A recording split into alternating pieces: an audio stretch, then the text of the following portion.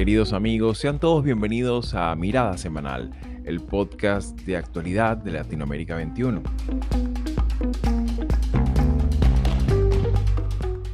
Como todos los domingos, analizaremos las principales noticias de la semana con el respaldo intelectual de Marisabel Puertarriera y Manuel Alcántara Sáez.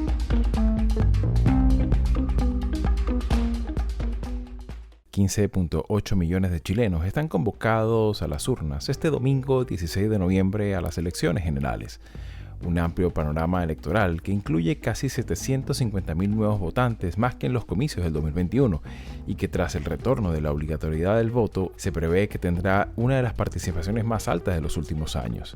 En este contexto se perfilan figuras como Janet Jara, exministra de Trabajo del gobierno de Boric y representante de la izquierda, frente a varios contrincantes del centro derecha que desde la oposición han armado sus campañas sobre temas como seguridad, inmigración y economía. Tal es el caso de Johannes Kaiser, José Antonio Kast y Evelyn Matei. Cabe destacar que además de renovarse la presidencia, estas elecciones renovarán parte del Congreso, lo que conformará una nueva correlación de fuerzas institucionales que condicionará el esquema de gobernabilidad política para los próximos años. Para entender el panorama electoral chileno del 2025, nos acompañó en este programa Nicolás Miranda Olivares, politólogo e investigador chileno de la Universidad de Salamanca, experto en política comparada y con quien intentaremos examinar los principales candidatos, sus plataformas, debilidades y fortalezas, y en especial examinar los factores estructurales y sociales que están interpelados directamente en esta dinámica electoral del 2025. Soy Xavier Rodríguez Franco, les hablo desde Miami, Florida, y hoy es domingo 16 de noviembre de 2025.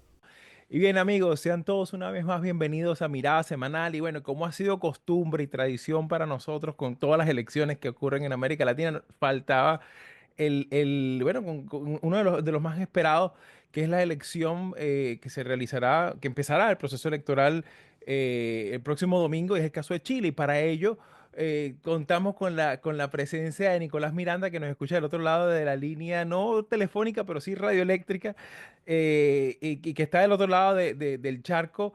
Nicolás, nos encanta tenerte aquí y bueno, nos gustaría un poco para abrir un poco el melón.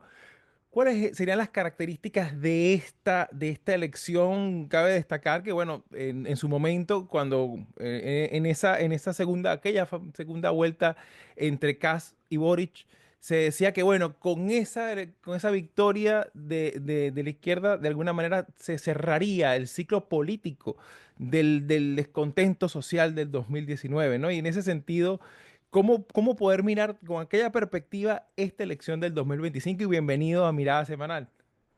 Bueno, muchísimas gracias por la invitación. Y bueno, te diría que, como bien señalabas, los encuadres de las elecciones son totalmente diferentes, ¿no?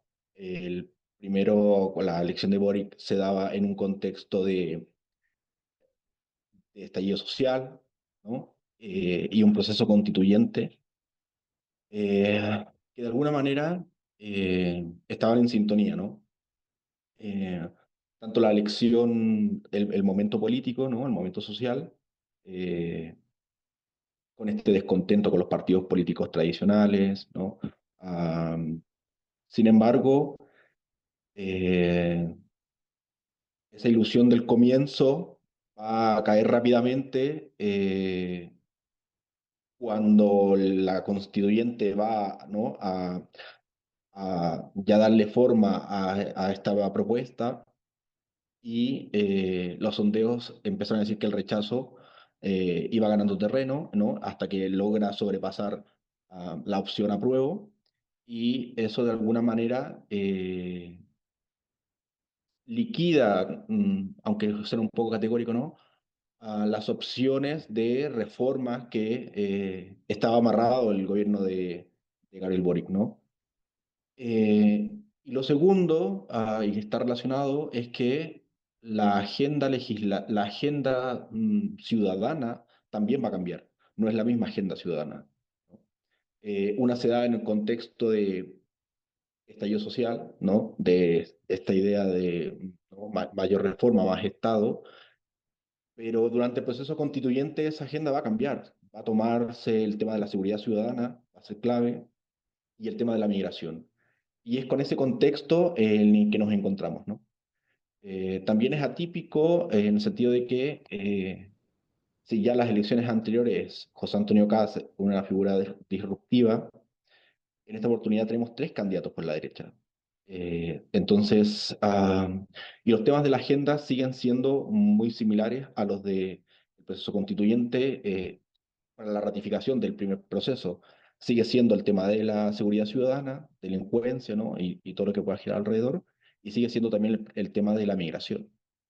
Claro, y que de alguna manera, y en este sentido me gustaría un poco también incorporar tu comentario, Manolo, bueno, y más que tu comentario, tu pregunta, porque cuando hay un entrevistado, Manolo y Marisabel comparten mi rol de entrevistador, pero me gustaría un poco destacar este aspecto que tú acabas de señalar, que es que, digamos, migración, seguridad ciudadana, son dos clásicos de, no nada más en Chile, son dos clásicos Así es. fuertes para, para los candidatos de derecha o centro-derecha, ¿no? Y más aún viniendo de la oposición, que vienen como con ese sentido de cuestionamiento, de, bueno, no se ha hecho suficiente y lo poco que se ha hecho mal. En ese sentido, y me gustaría ya darle la palabra a Manolo, creo que esto hay un punto allí importante a tomar en consideración, sobre todo habida cuenta que estamos hablando de que, ok, ciertamente Boris ya tiene un desgaste, sin embargo, dentro de lo que poco indican los estudios de opinión, Janet Jara arranca con un buen piso político, digamos, con perfil de poder pasar a la segunda vuelta, ¿no? ¿No lo ves tú así, Manolo? Bueno, totalmente de acuerdo con lo que has señalado, ¿no? Primero, reforzar esta idea que los dos habéis manifestado, como esta agenda que yo la llamaría agenda del miedo, ¿no? Con respecto a el emigrante, ¿no? Como ese otro que viene a quitarme, ¿no? Todo, ¿no? Y la agenda del miedo real, claro, evidente, ante la inseguridad, cómo está dominando la política. Este es un hecho en muchísimos países ahora mismo y Chile confronta ello. Y eso me hace recordar unas palabras de hace ya bastantes años del presidente Lagos, que señalaba cómo era una agenda que la izquierda tenía que tener una respuesta clara con respecto a estos dos temas. Y yo me temo que no termina de tenerla perfectamente definida. La otra cuestión, ciñéndome a la convocatoria electoral y sobre todo a la convocatoria electoral presidencial, porque luego me gustaría, Nico, que nos hablaras también de la convocatoria electoral legislativa, que es donde se debaten los programas y todo eso, ¿no? Pero para la convocatoria electoral presidencial solo hay algo claro, ¿no? Y es que la candidata de izquierda, Jara, va a pasar a la segunda vuelta. Eso parece que es indiscutible hoy por hoy, aunque ya sabemos que siempre puede haber sorpresas y demás, pero y mientras que en la derecha la división entre José Antonio Caz, que es el que lidera hoy por hoy las encuestas, pero detrás va el libertario Johannes Kaiser y la propia Matei, ¿no? Que a priori, posiblemente hace un año y largo, se habría dicho que era la candidata para jugar la segunda vuelta, ¿no? Que juega con una Estamos camiseta y que juega con una camiseta clásica que es de la UDI, ¿no? Exactamente, exacto, ¿no? Entonces, bueno, y esta es otra peculiaridad. Estamos viendo cómo se recompone una vez más en otro país el sistema de partidos, ¿no? Con estas nuevas siglas y demás. Entonces, por terminar, lo que estabas, digamos, indicando, que es que la clave de la elección es cuál va a ser la capacidad de que Jara pueda reunir en el mes que va a haber ante la segunda vuelta, digamos, atraer a un electorado de centro que pueda no estar contento con las opciones de la extrema derecha. Hay varias cosas. Lo primero es que los sondeos de opinión, efectivamente, como la izquierda o la centroizquierda va unida, es prácticamente un hecho de que quien pasa a segunda vuelta es Janet Jara, ¿no? Primero, que no nadie gana en primera vuelta, sino que se va a un balotaje. Y lo segundo, am, pero así como señalaban recién que Matei era la favorita hace un año, hasta hace quizás un mes, el favorito también era José Antonio Caz. Y si bien la trayectoria desde que Kaiser manifiesta su intención de ser candidato, tuvo un piso bastante importante, creo que entre el 10 y el 11%, pero luego baja en las encuestas. Y hasta hace un mes, quizás, no era la tercera opción de la derecha, era la cuarta opción, ¿no? Dentro. Sin embargo, algo ha sucedido, no sabría explicarles por qué, pero ha habido un repunte importante en las últimas encuestas de Kaiser. Incluso hay encuestas que lo dan muy cerca de Kast como segunda opción, desplazando a Matei, la derecha tradicional, a un cuarto lugar. Entonces, por una parte, uno podría arriesgarse de que Kast va a ser la segunda mayoría, pero dejando quizás un pequeño margen de sorpresa en el caso de Kast, o sea, de Kaiser, de que Kast pase a segunda vuelta, perdón, pero dejando un margen para que Kaiser podría ser esa, ¿no? esa sorpresa de la elección. Otra cosa que quisiera comentar es que son dos, que son las reformas políticas que ha habido en Chile respecto primero al sistema electoral, eh, que vamos, esto es casi de manual. Se abrió la proporcionalidad, ¿no? Se redistribuyen los distritos, se aumenta la proporcionalidad por distrito, y eso hace que el sistema de la transición cambie completamente, ¿no? Hoy por hoy los partidos tradicionales están preocupados, diría yo, respecto a lo que adelantaba Manuel, de cuál va a ser el resultado de las elecciones legislativas. Los partidos tradicionales, incluso de la centroizquierda, de la centroderecha, eh, ven diluidas sus fuerzas cada vez, ¿no? Cada vez más. Y lo segundo es que hemos vuelto al voto obligatorio, ¿no? Desde la ratificación de la primera propuesta de constitución, donde se planteó la obligatoriedad del voto, ¿no? Para la ratificación, de allí en adelante había un porcentaje importante de la población chilena que no estaba participando y que ahora va a tener que ir a las urnas y expresar esa opinión, ¿no? Revisando un poco las encuestas, sobre todo en lo que es el rechazo, ¿no? Por esta pregunta clásica de ¿por quién jamás votarías? Eh, un porcentaje, o sea, el candidato o la candidata que más rechazo tiene es Janet Jara, más que Kaiser, más que Kass, más que Matei, ¿no? Y cuando vemos los escenarios de segunda vuelta, se ve claramente que Janet Jara perdería ante cualquiera de los tres. Claro, y que en ese sentido, aprovechando que comentas esto, es interesante sobre todo a un sistema de doble vuelta, cómo, y lo vimos en la elección, en esa dicotomía entre Kassi y Boric, ¿no? ¿Cuánto definió eso? Y en ese sentido me gustaría también incorporar a Marisabel, porque claro, aquí la gran cuestión, ¿no? Que queda en el aire es, ¿tendrá los tres candidatos de derecha la capacidad de aglutinar electoralmente, no en términos de discurso y tal, más allá de eso, ¿no?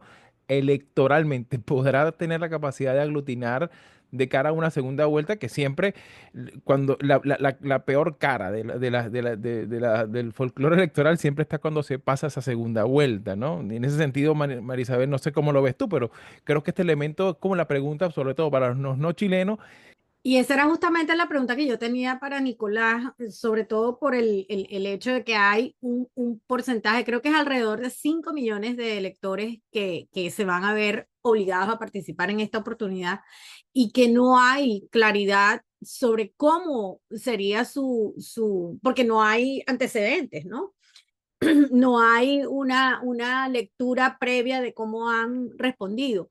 Y uno de los escenarios es justamente cuáles son los candidatos que más les suenan a esa parte del electorado que entiendo que son justamente hombres jóvenes, clase media hacia abajo, ese es un perfil que para quienes estudiamos la política no nos es ajeno en conectarlo con desafección, voto castigo.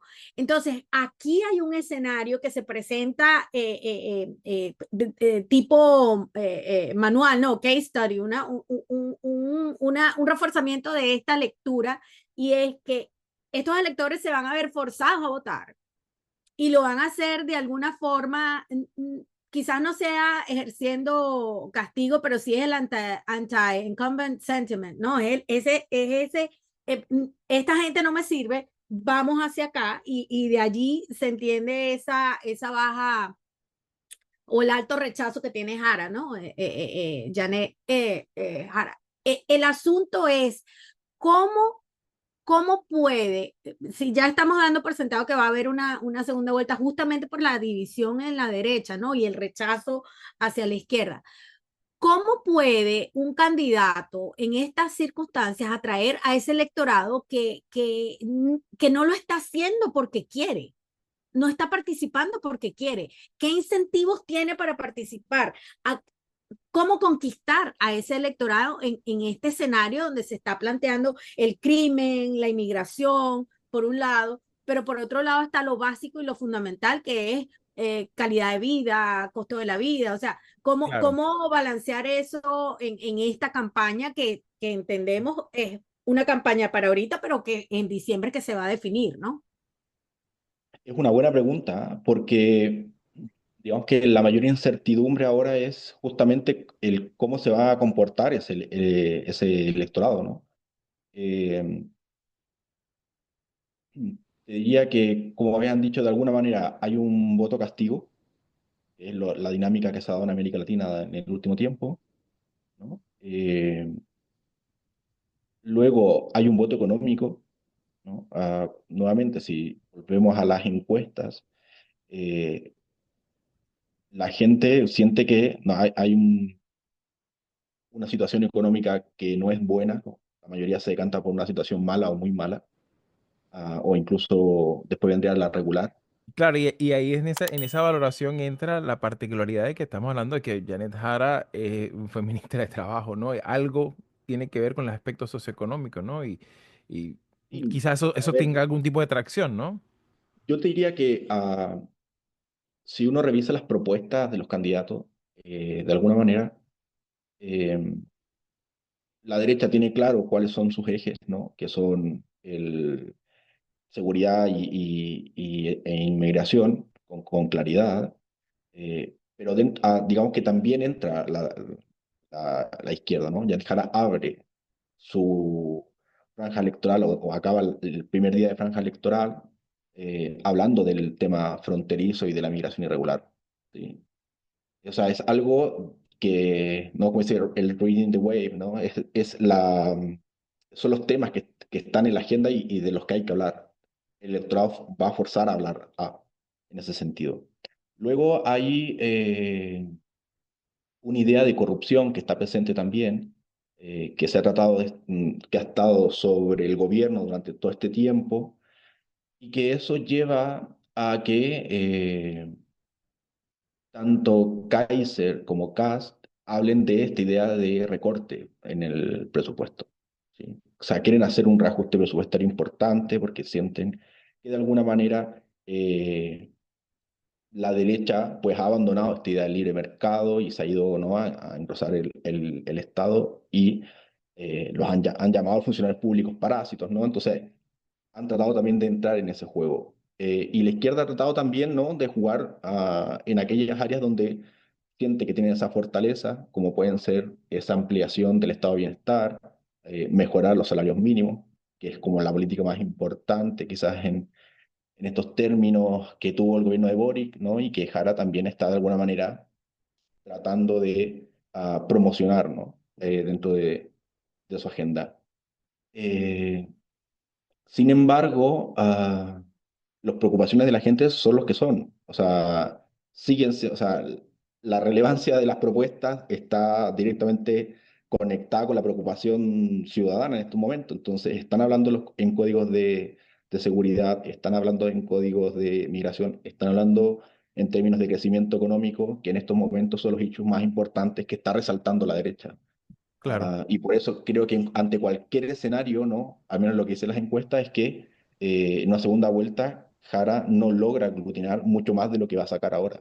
Claro, No es que claro, las no, encuestas estén demasiado mal, no le creamos nada. exacto. eh, No, no, y que en ese sentido también particularmente es llamativo, es importante, y aquí me gusta también tu comentario, Manolo, porque claro, la Constitución chilena, a pesar de sus luces y sombras, pero también con su carácter también de tantas modificaciones que ha tenido, también tiene una restricción importante que hay que poner sobre la mesa, que es que el presidente saliente no puede presentarse a una reelección inmediata, ¿no? Y en esa particularidad, el hecho de que eso exista, pero no quiere decir que no tenga influencia de cara a esta elección. A tu criterio, y claro, y ya también adentrándonos a algo que en algún momento sacaremos un programa de mirada semanal sobre el legado de este primer mandato de Boris, ¿no? En algún momento tendremos que, ya cuando entregue la banda presidencial, habrá que, quizás muy probablemente te vamos a invitar, Nicolás, para hablar de este tema, porque claro, creo que esto es importante ya hacer como una suerte de balance, a tu modo de ver qué elementos ya de balance político pudieran verse plasmados en esta elección que muy probablemente sea de segunda vuelta. Y no sé si no lo quisiera preguntar algo en esta misma sintonía, ¿no? Hacer un breve apunte a lo que has dicho y luego preguntarle algo a Nico. Sí, fijaros, cuando Boric llega a la presidencia en Chile, es el presidente más joven de América Latina. Es un hombre sin una experiencia política clara. Es un hombre con un partido político o un grupo político, una formación política que está en minoría en el Congreso de los Diputados. Es un hombre que llega no en la cresta de la pandemia, ya la pandemia está pasando, pero todavía hay las incógnitas de lo que está dejando detrás. Y recordemos que va a gestionar un proceso constituyente doblemente fallido, ¿no? Y yo creo que el resultado, ya digo, esto hay que hacerlo con más cuidado y demás, el resultado es positivo, es decir, él sale airoso de su presidencia. Él, de acuerdo que los datos de aprobación pública, de aprobación social, no son buenos, no son los que darían una presidencia de éxito, claro, pero entiendo que él ha superado la prueba de la presidencia muy decentemente, ¿no? Y ha ganado un capital político, gana una experiencia, es un hombre de Estado, muy probablemente tiene una carrera política por delante clara, ¿no? Tendrá ahora 4 años para reflexionar, para escribir, para seguir en la liza política de otra manera, pero yo me atrevo a señalar de manera positiva su presidencia en un mundo tan turbulento, en un mundo tan complejo y con esos problemas concretos que ha tenido Chile. Pero ahora viene la pregunta a Nico. Yo sé que Nicolás está en un proyecto de investigación muy interesante que han aplicado inteligencia artificial para el estudio de los programas políticos de los partidos en América Latina. Me gustaría, Nicolás, que nos contaras un poquito acerca de esto. bueno, sobre el legado de Boric, me sumo un poco a la idea que dice Manuel. Realmente es una visión como compartida de que la presidencia de Boric pues, de alguna manera, sorteado las dificultades que ha tenido, ha sido claro en términos en materia internacional, ¿no? Y sobre todo de manera interna, eh, fue capaz de gobernar con una coalición muy amplia, ¿no? A la que atacó durante la campaña, ¿no? En esta idea de no eran 30 pesos, ¿no? Que fue el aumento que va a gatillar el estallido social, sino que eran 30 años, ¿no? Y va a ser capaz de ampliar esa coalición, de trabajar con ellos y llegar a consensos bastante importantes. Respecto a esta idea de los programas electorales con el uso de inteligencia artificial, en este proyecto que se llama MEPOP, que es para el estudio de la opinión pública, los medios en Chile, eh, hicimos este trabajo junto a Miguel Ángel López, de esta clasificación clásica que hace el Marpor, con algunas pequeñas variaciones, pero sobre todo utilizando la misma lógica, ¿no? De cómo se clasifican las frases en función de unas categorías determinadas. Pero lo importante de esto es que nos permite clasificar a los candidatos en el eje izquierda-derecha. Y claramente podemos ver que los candidatos de derecha radical pues son los más importantes. O sea, Kass y Kaiser están realmente a la derecha del espectro político, con diferencia, incluso con diferencia importante respecto a Matei. Matei, como ha sido la lógica desde los 90 o casi finales de los 90 hasta la actualidad, tiene un programa mucho más de centro-derecha. Y Jara pasa lo mismo. Jara se mueve hacia el centro, también hacia el centro-izquierda. Eh, a diferencia de otros candidatos que son, ¿no?, más radicales, como puede ser Eduardo Artés. Sin embargo, uno puede ver claramente lo que les explicaba antes, que sigue siendo, o sea, cuando uno ve en detalle qué explica esos posicionamientos, son las restricciones a la migración importantes, es un énfasis muy importante a la derecha, a la eficiencia administrativa, ¿no? O sea, y no hay tantas diferencias entre ellos, digamos, ¿no? No hay tantos grandes matices entre Kaiser y Kass, pero claramente esta elección está mucho más polarizada hacia la derecha, ¿no? O sea, se ha movido mucho más hacia la derecha que hacia la izquierda. Claro, claro. Y en ese particular me gustaría también, pues claro, me imagino que en las conversaciones que hemos sostenido en tantos episodios, Marisabel, siempre está como la curiosidad, ¿no? Bueno, también cuál es el perfil que tiene esta elección en el marco de los clivajes normales que hemos documentado en Mirada Semanal, sobre todo el tema también del voto joven, ¿no? ¿Qué características puede llegar a desarrollarse en este contexto, habida cuenta de esa erosión que se fue dando, bueno, no quisiera llamarlo como desilusión, pero sí como algo se diluyó ese fervor del 2019, ¿no? Y que va quedando como que, bueno, hicimos cosas, pero no tanto como quisimos, ¿no? O sea, queda como ese sabor de boca, ¿no? Y no sé cómo lo miras tú, Marisabel, y tú, Nico, pero creo que esto es un elemento que pudiera ser interesante de cara al futuro, dada la característica de la sociología electoral y el segmento que representa el voto joven en un país como el chileno, ¿no? ¿No lo ves tú, Marisabel?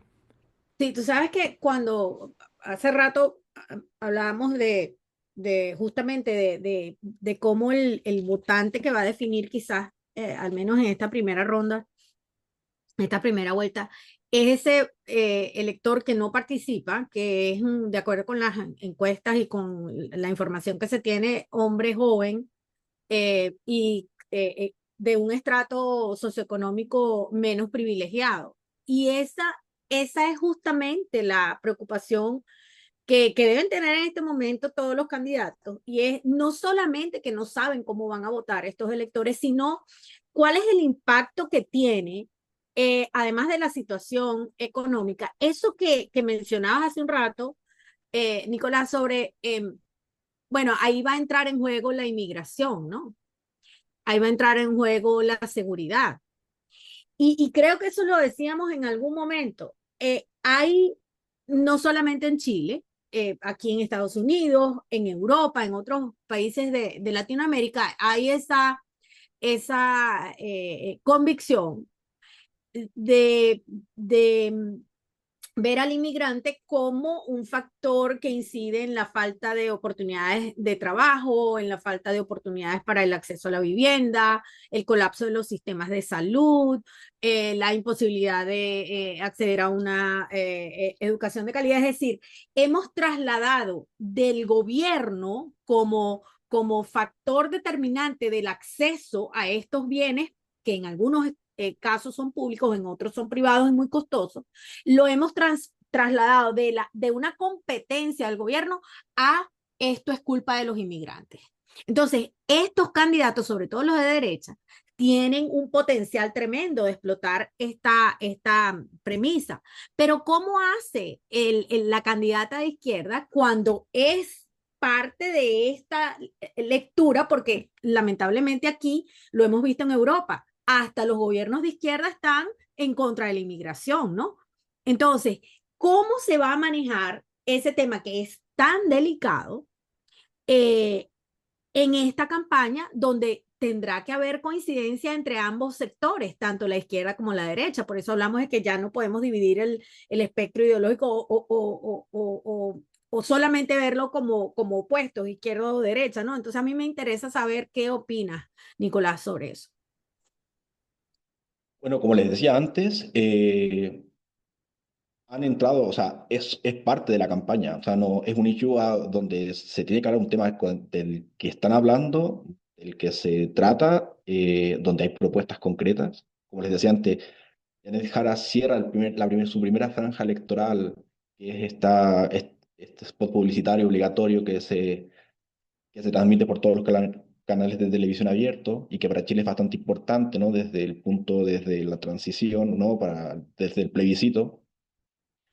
eh, Cierra su franja ese día hablando precisamente del tema migratorio, de cómo dice, no hay que usar la fuerza, hay que usar la inteligencia, ¿no? Entonces da sus propuestas respecto a la frontera norte, que es donde viene la migración.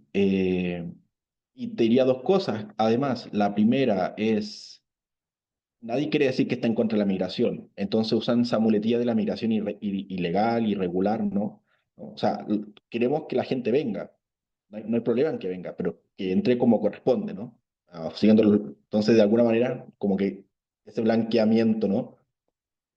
Y lo segundo es que quién tiene la culpa, o sea, quién tiene la culpa de las olas migratorias, ¿no? Entonces, los migrantes llegan a Chile bajo el gobierno de Piñera, ¿no? Entonces, ¿quién coge esa patata? O sea, ¿quién se hace responsable realmente del problema, ¿no? Por una parte, el gobierno dice, la migración llega bajo el gobierno de Piñera, y luego Boric lo que dice, nosotros hemos parado el flujo migratorio irregular por la frontera norte, ¿no? Eh, Eso es por una parte, o sea, por eso es tan central y digamos que hay,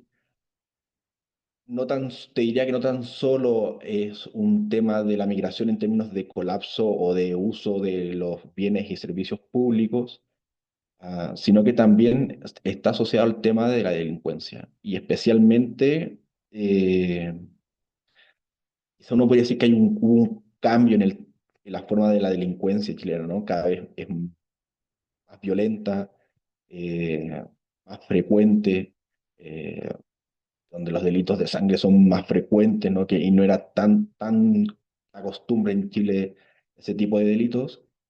Y la llegada sobre todo de organizaciones criminales que se han instalado en Chile, ¿no? De Aragua, digamos, los problemas que ha habido siempre entre el gobierno de Boric y el gobierno de Venezuela sobre, ¿no? Protección o no del Tren de Aragua, por nombrar uno, ¿no?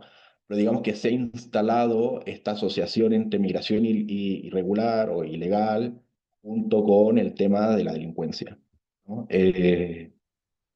Entonces es difícil sacar ese tema de la agenda, o sea, es muy complicado porque es el tema. Y quisiera comentar algo respecto a la desilusión de los jóvenes, eh, y que esto es algo que, claro, cuando son elecciones concurrentes, toda la atención se la lleva la presidencia y dejamos descuidada la elección parlamentaria. Y eso hay que tenerlo muy presente porque al fin y al cabo, Chile tiene un sistema bicameral Claro, típico. y de hecho, Nicolás, no te escapas. Y el próximo programa va a ser de esto, ¿no? O sea, vamos a hablar cómo queda armado Es el esquema. trascendental. Digamos que cada presidente que llega en Chile, salvo Bachelet, ha tenido minoría en el Congreso, aunque sea en una de las cámaras. Y eso hace que todo se tenga que negociar, absolutamente todo.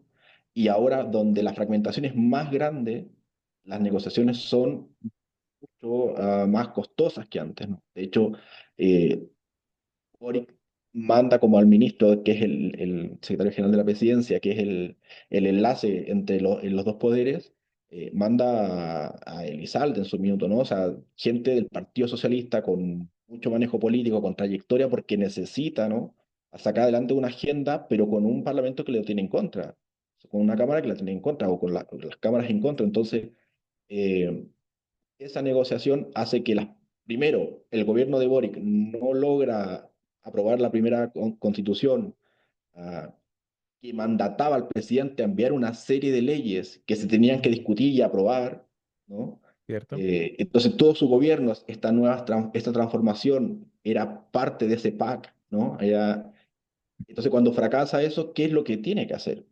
Con un parlamento en contra, con una agenda ciudadana que ha cambiado completamente, ¿no? Que ya no es el tema de la salud, del bienestar, sino que es seguridad, migración, ¿no? Crimen. Entonces, claro,